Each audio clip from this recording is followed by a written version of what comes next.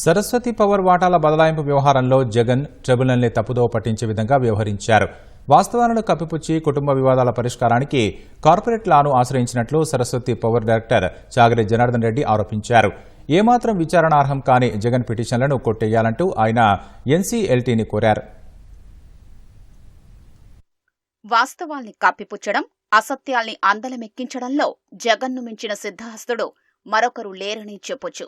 Saraswati power and industries వాటాల బదలాయింపు వ్యవహారంలోనూ ఆయన ఇదే పంథా కొనసాగించడమే ఇందుకు తాజా నిదర్శనం.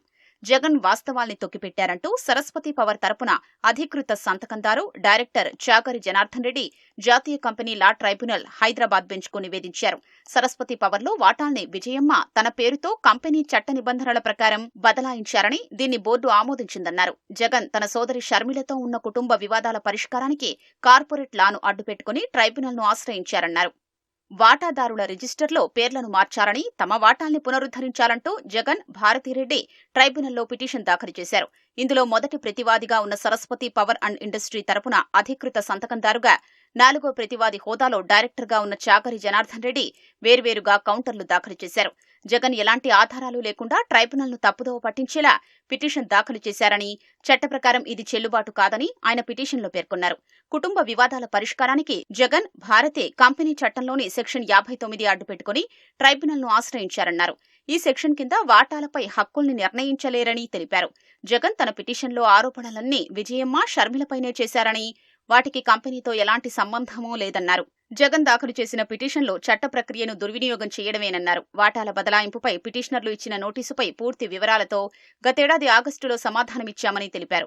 వాటాల్ని తన పేరుతో బదిలీ చెయ్యాలని విజయమ్మ గతేడాది జూన్ 14న కంపెనీకి లేఖ రాశారని, దీంతోపాటు జగన్, భారతిరెడ్డి 2021లో ఇచ్చిన గిఫ్ట్ డీడ్లను క్లాసిక్ రియాల్టీ నుంచి కొనుగోలు చేసిన వాటా విక్రయ ఒప్పంద పత్రాల వివరాల్ని పంపారని జనార్దన్ రెడ్డి తెలిపారు.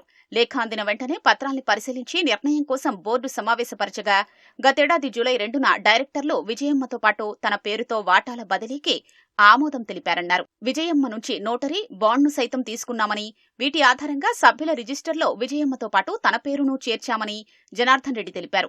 వాటాల బదలాయింపు పారదర్శకంగా జరిగిందని, విజయమ్మ పేరుతో 1,26,14,168 వాటాలు, తన పేరుతో 62,126 వాటాలు ఉన్నాయని వివరించారు. క్లాసిక్ రియాల్టీ నుంచి 62,126 వాటాల్ని 16,77,402 రూపాయలకు కొనుగోలు చేసినట్లు తెలిపారు.